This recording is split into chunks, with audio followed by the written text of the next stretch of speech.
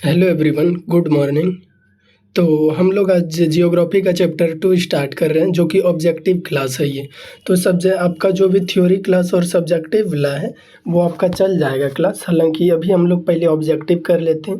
हालांकि जो इसमें डाउट आएगा, डाउट को यहीं पर क्लियर कर दिया जाएगा। सबसे पहला आपका हम डिस्कशन कर रहे हैं क्या, विश्व जनसंख्या घनत्व और वितरण। चैप्टर 2 क्या है?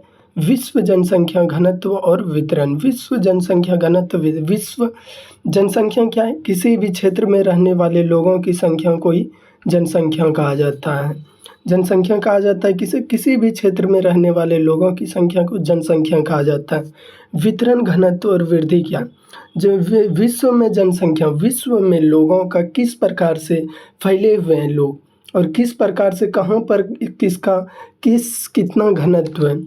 एक सिंपल सा आप याद रखिएगा, इस पूरे विश्व में, इस पूरे पृथ्वी में लोगों का कहाँ पर वितरण क्या है, कहाँ पर घनत्व कितना है। घनत्व क्या है?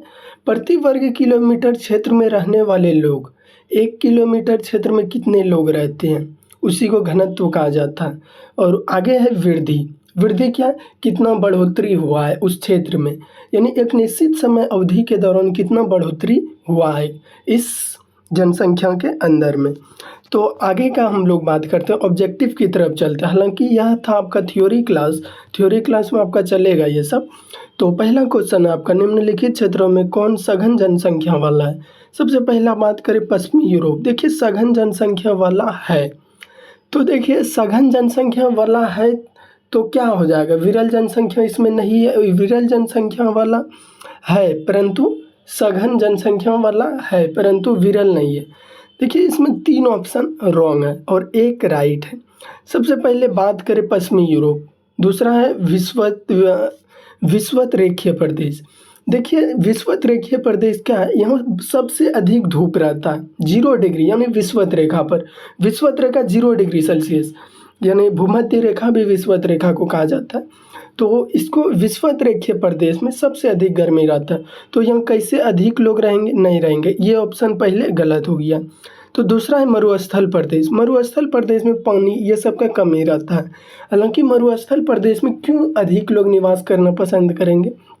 तीसरा है आपका ध्रुवीय प्रदेश।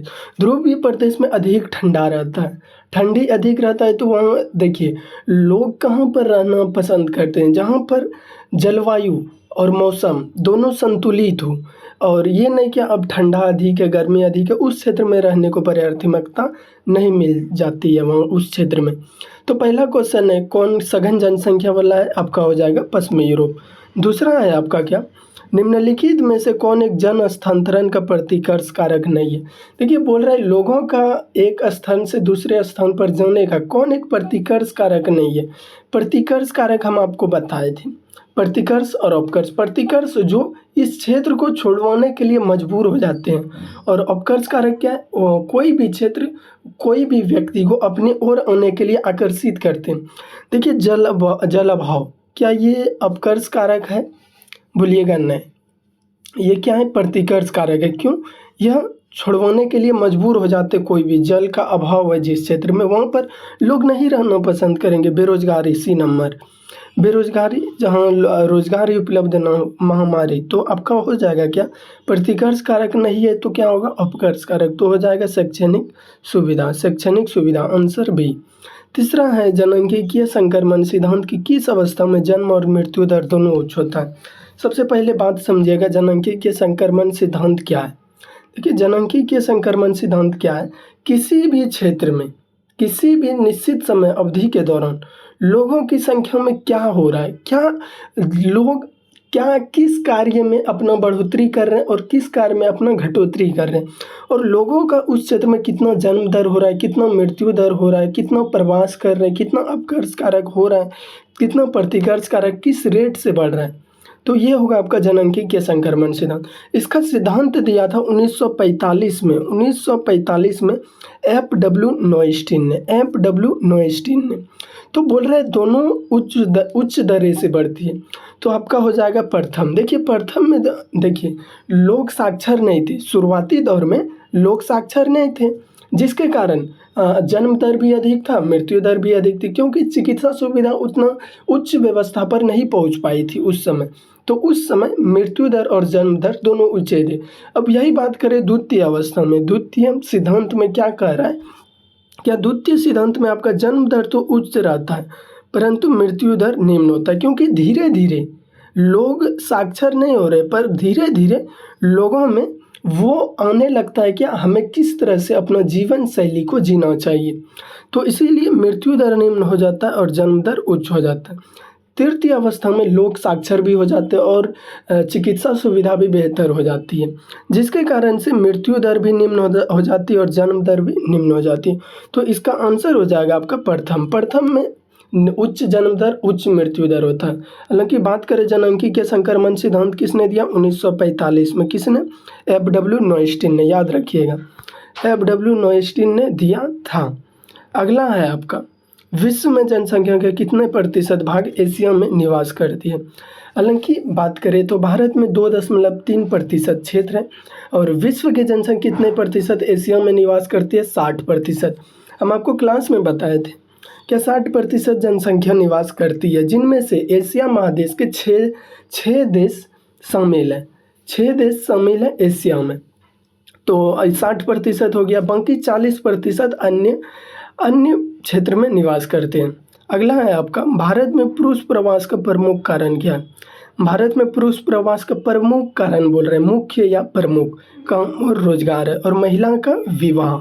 महिला के किस लिए अपना क्षेत्र को छोड़ती है, विवाह। और छठा है आपका, कौन सा सघन जनसंख्या वाला है, तो दक्षिणी पूर्वी एशिया। दक्षिणी पूर्वी एशिया आपका सघन जनसंख्या वाला क्षेत्र है जहाँ पर अधिक व्यक्ति निवास करते हैं, और ये भूमध्य प्रदेश जहाँ पर गर्मी अधिक रहता है, ध्रुवीय प्रदेश ठंडी अधिक रहता है, मरुस्थल प्रदेश जहाँ बंजर भूमि रहता है, तो ये तीनों प्रदेश में विरल जनसंख्या पाया जाता है।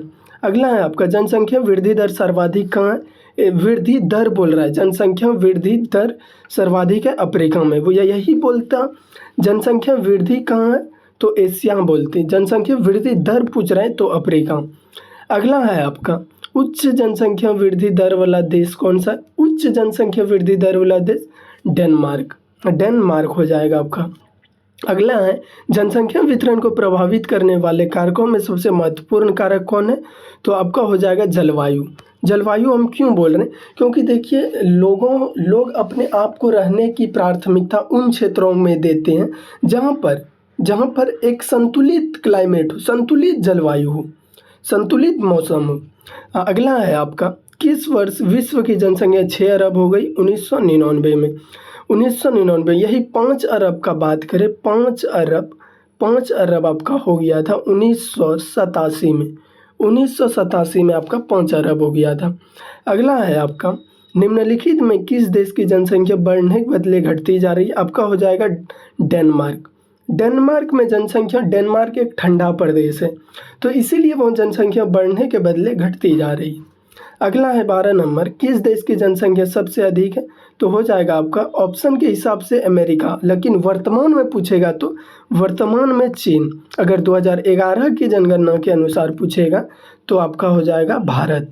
2011 की जनगणना के अनुसार भारत की जनसंख्या 121 करोड़ था, 121 करोड़। वही 2001 में बात करें भारत की जनसंख्या 102.8 करोड़, 102.8 करोड़ था।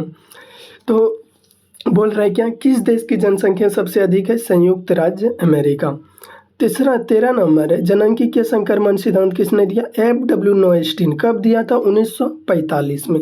1945 में सिद्धांत दिया एफ.डब्ल्यू. नोइस्टीन ने। अगला है आपका, कौन एक जनसंख्या परिवर्तन का कारक नहीं है, तो आपका हो जाएगा आवास। जन्म मृत्यु प्रवास है लेकिन आवास नहीं है। 15 नंबर है, प्रतिकर्ष अपकर्ष कारक उत्तरदायी किस लिए है, तो आपका हो जाएगा प्रवास के लिए। अगला 16 नंबर है, क्या निम्नलिखित में कौन एक जन स्थानांतरण का अपकर्ष कारक नहीं है। अपकर्ष कारक नहीं है तो प्रतिकर्ष कारक है। प्रतिकर्ष कारक में कौन हो जाएगा, देखिए रहन सहन की निम्न दशा, ये प्रतिकर्ष कारक है। रहन सहन की अच्छी दशाएं अपकर्ष कारक, अशांति अस्थायित्व अपकर्ष कारक, अनुकूल जलवायु आपका हो जाएगा अपकर्ष कारक। प्रतिकर्ष कारक इसमें हो जाएगा रहन सहन की निम्न दशा। अगला है आपका, सऊदी अरब में किस दिशा के क्षेत्र में सबसे घनी आबादी प्राचीन काल से ही है, आपका हो जाएगा पश्चिमी दिशा में सऊदी अरब में प्राचीन काल से ही, यानी हम लोग के पूर्वज काल से ही वहाँ पर सघन आबादी रही है। तो अगला है आपका 18 नंबर क्वेश्चन है क्या, 18 नंबर बोल रहा है किस वर्ष के आसपास विकसित और विकासशील देशों की नगरीय जनसंख्या लगभग बराबर हो गई। आपका हो जाएगा 2000 ईस्वी में। 2000 ईस्वी में लगभग विकसित और विकासशील देश नॉर्वे, विकसित देश भारत, दोनों नगरीय जनसंख्या लगभग बराबर 2000 ईस्वी में हो गई थी। अगला है आपका कौन एक तथ्य सही नहीं है। तो देखिए 5 से 6 देखिए बोल रहा है विगत 100 वर्षों मानव जनसंख्या 10 गुनी बढ़ी है, ये गलत है। विश्व जनसंख्या प्रति वर्ष 8 करोड़ वृद्धि हो रही है, गलत है। 5 से 6 अरब बढ़ने में जनसंख्या को 100 वर्ष लगे, ये सही है। अगला है आपका निम्नलिखित कौन एक विरल जनसंख्या वाला क्षेत्र नहीं है। विरल नहीं है तो सघन दक्षिणी पूर्वी एशिया हो जाएगा आपका। अगला है आपका कौन सुप्रलेखित प्राचीनतम नगरीय बस्ती है। देखिए प्राचीन नगरीय बस्ती बोल रहा है तो क्या हो जाएगा आपका, देखिए सिंधु घाटी।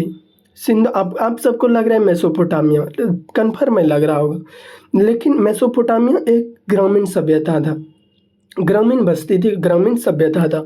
वही सिंधु घाटी सभ्यता जिसका खोज 1921 ईस्वी में राय बहादुर दयाराम साहनी के द्वारा किया गया था, वो एक नगरीय सभ्यता था। और मेसोपोटामिया एक प्रकार का ग्रामीण सभ्यता था, ग्रामीण सभ्यता था।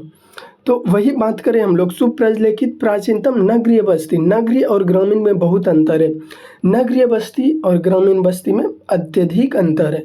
तो कौन है प्राचीनतम नगरीय बस्ती, सिंधु घाटी। अगला है आपका कौन एक विरल जनसंख्या वाला क्षेत्र है। विरल जनसंख्या वाला क्षेत्र है बोल रहे हैं, आपका हो जाएगा क्या, पश्चिमी यूरोप होगा क्या, दक्षिणी पूर्वी एशिया, उत्तर एवं संयुक्त राज्य अमेरिका, पश्चिमी ऑस्ट्रेलिया। देखिए पश्चिमी ऑस्ट्रेलिया हो जाएगा। क्यों पश्चिमी ऑस्ट्रेलिया होगा, क्योंकि यहाँ पर लोग, वहाँ बंजर भूमि है, इस पश्चिमी ऑस्ट्रेलिया के क्षेत्र में बंजर भूमि है, जिस कारण से लोगों का वहाँ निवास नहीं कर पाते हैं, वहाँ कुछ भी नहीं कर पाते, जिसके कारण यहाँ लोगों का निवास नहीं हो रहा है। अगला है आपका विश्व के सघन जनसंख्या क्षेत्र में निम्नलिखित में कौन सा क्षेत्र सम्मिलित नहीं है। सघन में नहीं है तो विरल होगा। विरल में क्या हो जाएगा आपका, पश्चिमी यूरोप सघन है, दक्षिणी पूर्वी एशिया सघन है, दक्षिणी पश्चिमी अफ्रीका ये विरल हो जाएगा आपका, ये विरल है। अगला है आपका विश्व के किस देश की जनसंख्या सर्वाधिक है। वर्तमान में बात करें तो चीन, 2011 की जनगणना के अनुसार बात करें तो भारत। अगला है आपका इनमें से कौन प्रतिकर्ष अपकर्ष कारक है। अपकर्ष कारक कौन है, इनमें से सभी हो जाएगा, शहरीकरण, औद्योगिकरण, तृतीयक कार्यों की प्रमुखता। अगला है आपका विश्व की जनसंख्या किस वर्ष 7 बिलियन हो गई थी, 2011 में, 2011 में, और 6 हो गई थी 1999 में, 6 अरब 1999 में, 5 अरब 1987 में, 5 अरब 1987 में। अगला है इन देशों में कौन जनसांख्यिकीय संक्रमण की अंतिम अवस्था में, आपका जापान है। जापान जनसांख्यिकीय संक्रमण की अंतिम अवस्था में है जापान, क्योंकि जापान भारत में अभी लोग जी रहे हैं, जो अभी ज़िंदगी जी रहे हैं उससे कहीं 50 वर्ष आगे है जापान जीने में। आगे है आपका ऑस्ट्रेलिया के आयु लिंग पिरामिड क्या है, आपका हो जाएगा आपका त्रिभुजाकार। ऑस्ट्रेलिया का है आपका त्रिभुजाकार। अगला है आपका जनसंख्या घनत्व का संबंध होता है। देखिए जनसंख्या घनत्व बताएं क्या, प्रति वर्ग किलोमीटर क्षेत्र में रहने वाले लोगों की संख्या को जनसंख्या घनत्व कहा जाता है। और जनसंख्या घनत्व भारत का बात करें तो भारत में सबसे अधिक जनसंख्या घनत्व बिहार का है, 1106 व्यक्ति प्रति वर्ग किलोमीटर, और सबसे कम अरुणाचल प्रदेश का है, 17 व्यक्ति प्रति वर्ग किलोमीटर। तो जनसंख्या घनत्व का संबंध होता है किससे, जनसंख्या एवं क्षेत्रफल से। जनसंख्या बटे क्षेत्रफल, जनसंख्या यानी पॉपुलेशन बटे एरिया। अगला है आपका कौन एक विरल जनसंख्या वाला क्षेत्र नहीं है। तो विरल जनसंख्या वाला क्षेत्र नहीं है तो सघन है, सघन दक्षिणी पूर्वी एशिया है, क्योंकि ध्रुवीय प्रदेश में ठंडा अधिक, भूमध्य प्रदेश में गर्मी अधिक, अटकम वहाँ मरुस्थल है, तो ये हो जाएगा आपका दक्षिणी पूर्वी एशिया। निम्नलिखित में से कौन एक महाद्वीप में जनसंख्या वृद्धि सर्वाधिक है, एशिया। वृद्धि दर पूछता तो अफ्रीका, यानी वृद्धि पूछ रहा है तो एशिया। तो ये था आज का चैप्टर 2 क्लास 12th जियोग्राफी का। तो मिलते हैं अब चैप्टर 3 का ऑब्जेक्टिव में, और इनका थ्योरी क्लास भी हो जाएगा जल्दी, कोशिश कर रहे हैं। तो मिलते हैं क्लास में, तब तक के लिए धन्यवाद और आपका आज का दिन शुभ हो।